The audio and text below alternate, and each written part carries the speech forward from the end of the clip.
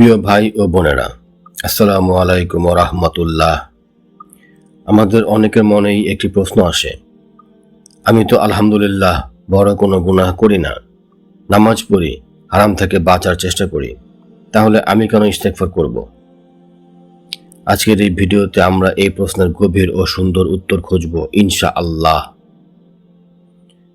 প্রথম কথা হলো, ইস্তেগফার শুধু গুনাহ মাফের জন্য নয়। ইস্তেগফার হলো আল্লাহর সামনে নিজের দুর্বলতা স্বীকার করা। মানুষ হিসেবে আমরা কেউই নিখুঁত নই। আমরা হয়তো বড় গুনাহ করি না, কিন্তু নামাজে মনোযোগ থাকে না, আল্লাহকে যেভাবে স্মরণ করা উচিত সেভাবে করি না, অনেক নিয়ামতের শুকরিয়া আদায় হয় না। এগুলো কি গুনাহ নয়?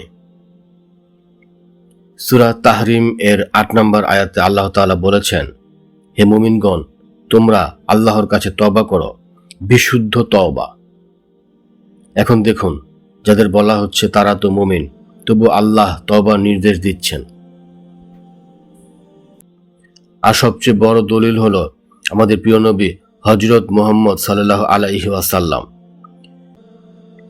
তিনি তো নিষ্পাপ ছিলেন, তার কোনো গুনাহ ছিল না, তবুও তিনি কি বলতেন?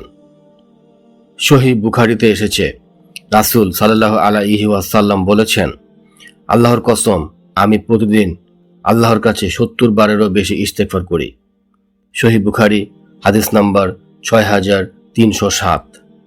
ভাবুন একবার, যার কোনো গুনাহই নেই তিনি প্রতিদিন এত ইস্তেগফার করেন, আর আমরা গুনাহে ভরা মানুষ কতটুকু ইস্তেগফার করি? ইস্তেগফার আমাদের অন্তরকে নরম করে, অহংকার ভেঙে দেয়, আল্লাহর নৈকট্য বাড়ায়, রিজিকে বরকত আনে, বিপদ দূর করে। সূরা নূহ এর ১০ থেকে ১২ নম্বর আয়াতে আল্লাহ তাআলা বলেছেন, তোমরা তোমাদের রবের কাছে ক্ষমা প্রার্থনা করো, নিশ্চয়ই তিনি অতিশয় ক্ষমাশীল। তিনি তোমাদের উপর প্রচুর বৃষ্টি বর্ষণ করবেন, ধন সম্পদ ও সন্তান দ্বারা সাহায্য করবেন, তোমাদের জন্য বাগান সৃষ্টি করবেন এবং নদী প্রবাহিত করবেন। অর্থাৎ ইস্তেগফার শুধু আখিরাত নয়, দুনিয়ার সমস্যারও সমাধান। প্রিয় ভাই ও বোনেরা, যে ব্যক্তি ভাবে আমার গুনাহ নেই, এই ভাবনাটাই অনেক সময় সবচেয়ে বড় বিপদ।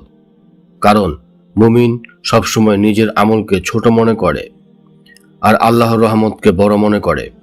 তাই আসুন, গুনাহ থাকুক বা না থাকুক, আমরা প্রতিটি নামাজের পর মন থেকে বলি, আস্তাগফিরুল্লাহাল আযীম। আল্লাহ আমাদের সবাইকে বেশি বেশি ইস্তেগফার করার তৌফিক দান করুন, আমিন।